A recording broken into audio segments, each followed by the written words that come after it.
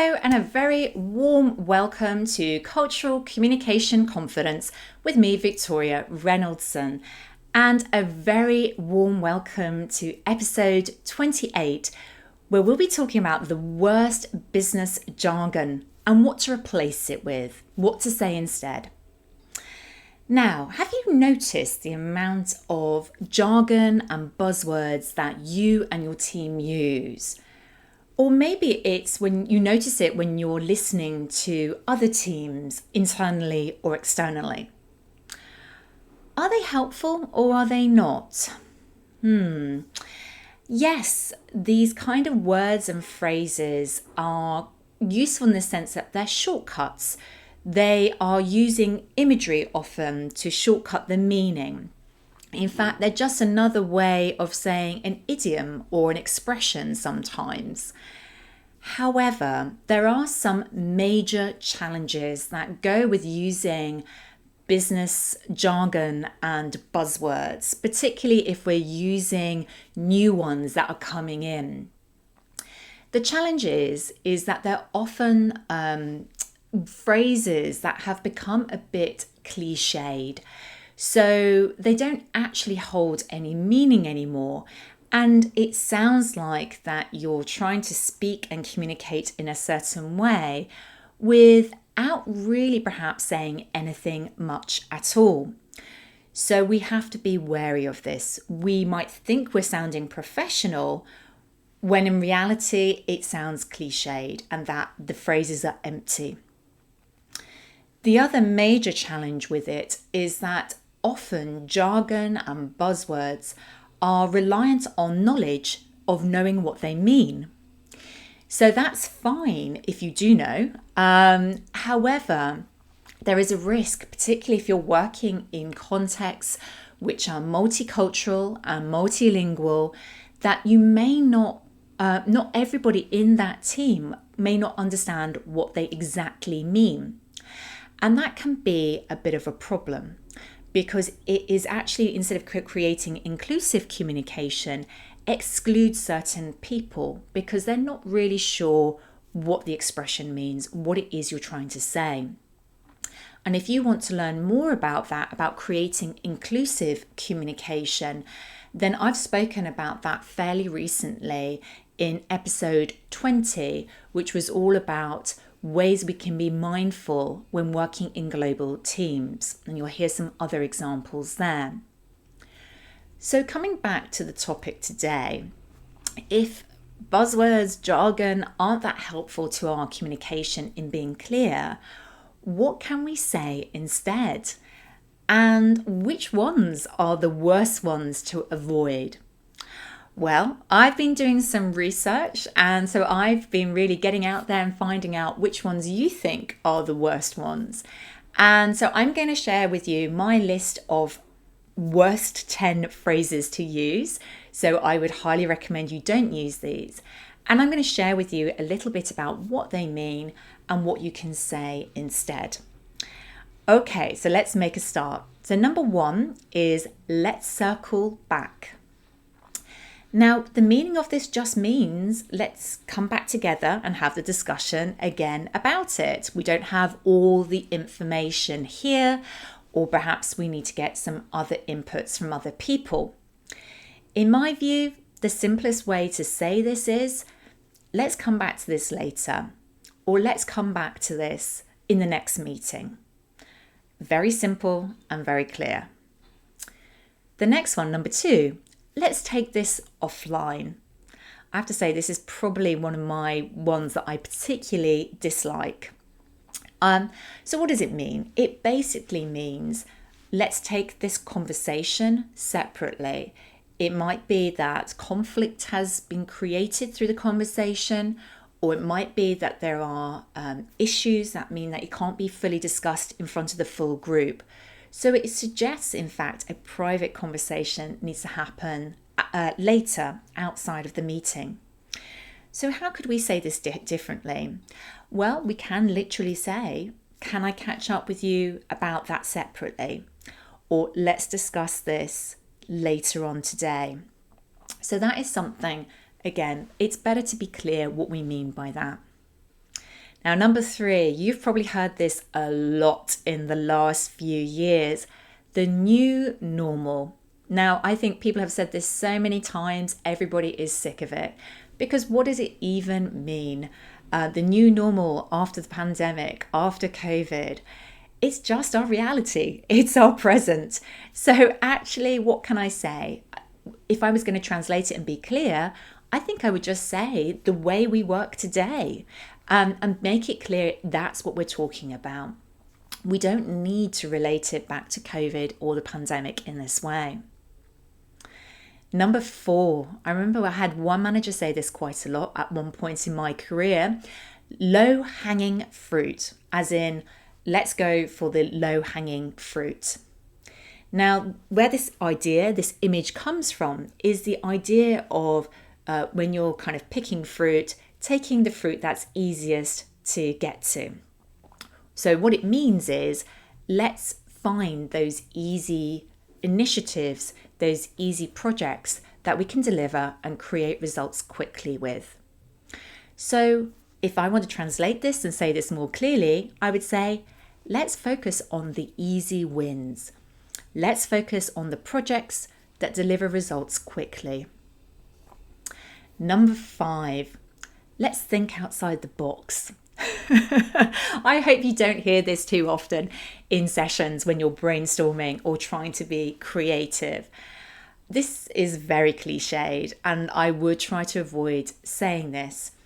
Its meaning, if you're not so sure about its meaning, it really has that meaning of let's be more creative than we usually are. And that's probably the best translation of it. Let's open up our thinking to think a bit differently and look at different perspectives. Number 6 is similar. Blue sky thinking. Again, quite cliched. And it comes from this idea of a phrase which is the sky is the limit. So this idea of we can really think very, very big. We don't have to think in our normal parameters and in our normal way. I think a better way of saying it, similar to the previous one, is let's get creative. Let's take away the constraints and the limitations and just open up our mind to possibilities. Number 7, get your ducks in a row. This is a funny image, but what it is about is getting planned and organized. So why not say that? Rather than saying getting your ducks in a row, say, let's get everything in order. Let's get organized to deliver this. Number 8, move the needle. Now this one is referring to cars, for example, when you're driving and moving the needle to go faster. You see the needle in the dial, the speedometer. So what this is about is thinking about initiatives or projects which can really have a visible and significant impact. If there are projects that don't move the needle, that means they're not really delivering the results. They are not showing any tangible results.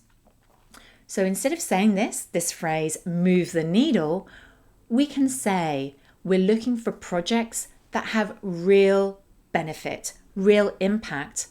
And why not get specific? What does that impact look like? In what time frame? What does success look like? Number 9, creating synergy. Now, this one is said a lot, and particularly when 2 different teams or more are coming together to explore how they could collaborate or work together. Creating synergy is really about finding that magic that happens when you can find ideas that work for both benefits, the benefit of both teams rather. And creating synergy also might be about an amplified result that comes out of collaborating in that way. In some situations, it might be about bigger results. In other situations, creating synergy might be about saving time or saving money. But rather than using this very used phrase, why not talk about let's find the perfect opportunity for both of us? Let's collaborate for greater results. And then number 10. This is another one that I particularly dislike, which you see on emails. And this is when people sign off the email and they say, "Thank you in advance." Now, why does that particularly irritate me? Well, it's an assumption. It's an assumption that I'm going to provide the person who's requesting something with the information or what they need. And sometimes I don't feel that actually the person has really acknowledged that it is a request. They're just assuming I'm going to provide the information. So what would I say instead? Well, I would say on an email particularly, "Thank you, I appreciate your support." There's a different dynamic to that. It's acknowledging the request. So there are the 10 in the research that I've done, the 10 worst ones, and ones which I know particularly resonate with me. And when I hear them, I can feel myself almost cringe inside. But what to do about it? What can we do? Well, of course, awareness is a good starting point. So start with yourself. How can you be more aware of the business buzzwords and jargon that you are using? And how can you speak more simply and clearly to make sure your communication is inclusive? I think there are also some other fun ways for you to do this. So there is a particular app, tool that can go on to as an extension to your web browser from resume.io, which is a link which, when you're writing, can help identify where you're using this business jargon. So I think that's a brilliant idea. 2 other fun ideas to manage this within your own team. One is you can play jargon bingo. This means before you go into meeting with another team, you ask everybody to notice how many times people use business jargon, business buzzwords, and the frequency of it, and then have a discussion afterwards and reflect on that.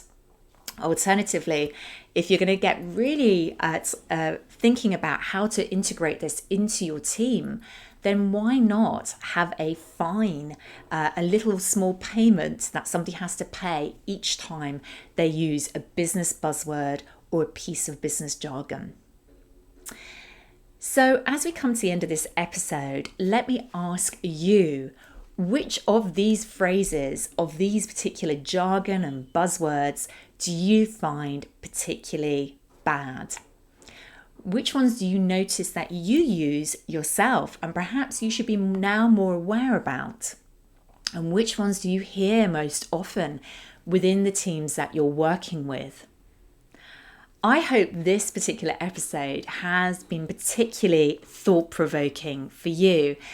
And if it is starting to you recognize some of this and it's starting to trigger some thoughts, then why not reach out to me and let me know? I always love to hear from listeners, and if you're watching the video, the people who watch these videos, and tell me, what is it you notice?